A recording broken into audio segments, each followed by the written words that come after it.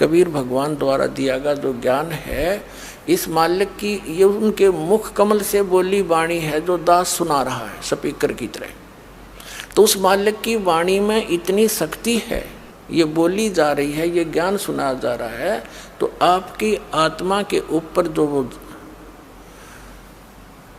नशा हो गया है वो हट जाएगा, कम हो जाएगा, समाप्त हो जाएगा। और फिर आपकी यहाँ से इच्छाएं हटेंगी, आप सीधे चलोगे।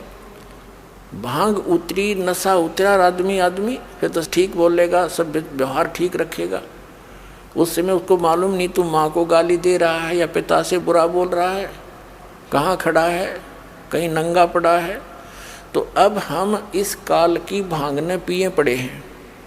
कबीर ये माया अटपटी सब गट आण अड़ी, और किस किस न समझाऊं या कुआ भांग पड़ी।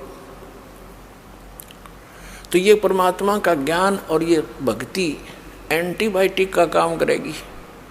आपकी अब नशा उतरेगा भी, आप फड़कोगे एकदम, सचमुच क्या कर रहे हैं। पिछले इतिहास याद दिलाए जाते हैं कि यहाँ तो आप रह ही नहीं सकते। आप यहाँ देखो कितना आपके बच्चे हैं, परिवार है, माता है, पिता है, संपत्ति है, आप बिल्कुल सेट हुए बैठे हो और इस स्थिति इस भाव से रह रहे हो कि अभी अपना नंबर नहीं है। मृत्यु तो कभी कभी याद आती है जब सत्संग में या कोई आते हैं या कहीं कोई मर जाता है, 10 मिनट उसने लकड़ी डालन जावे हैं, तब थोड़ा सा न महसूस हो है भाई के ले गया यूँ, उल्टा मुँह होते चलो वो कोरोना, क्यों प्रेशर है इसके ऊपर, जीव के बस की बात नहीं।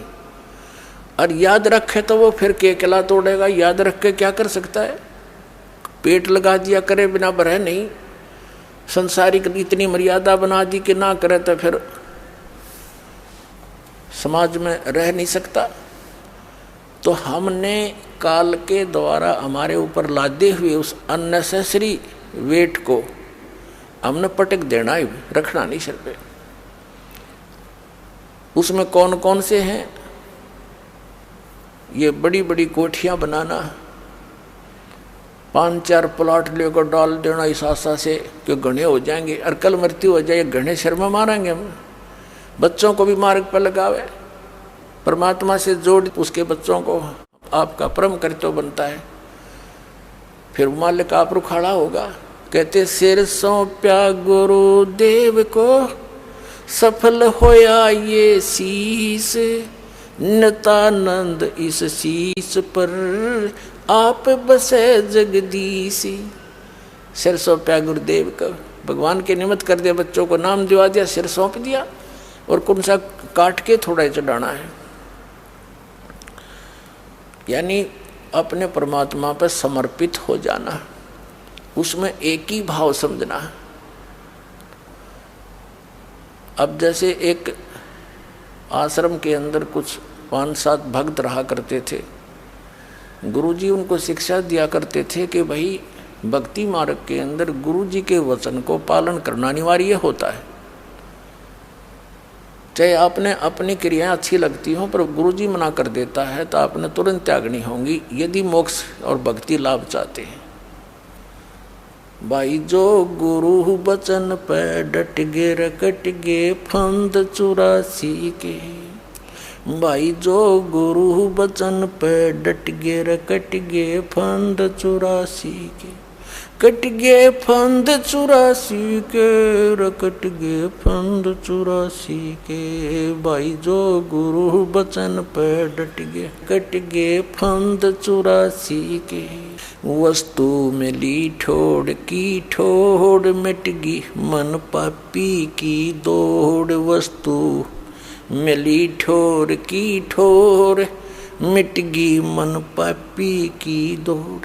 भरम मिटे मथुरा काशी के, भरम मिटे मथुरा काशी के। भाई जो गुरु बचन पर डट गए कट गए फंद 84 के।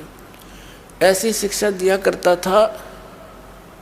एक दिन उस गुरुजी ने सभी शिष्यों को बुलाया और कहा, पहले तो ये प्रवचन किया कि भाई गुरु की आज्ञा का पालन करने वाला शिष्य सफल होता है और गुरु की आज्ञा की अवहेलना करने वाला असफल होता है। फिर कहने लगा भी एक काम करो तुम, मेरे सिर में 5-5 जूते मारो। सभी साथ साथ बैठे थे, सुन्न हो गए, सामने देख नहीं रहे, नीची गर्दन कर दी। तब गुरुदेव ने फिर कहा भी मैंने आपसे क्या बोला है, गुरुजी की आज्ञा का पालन करना चाहिए। वो एक भी ना उठे, एक खड़ा हुआ, अपना जूता निकाला, गुरुजी के चरणों में जो आसन पर बैठे थे उनके नीचे बैठ गया जाके, और उनके चरणों के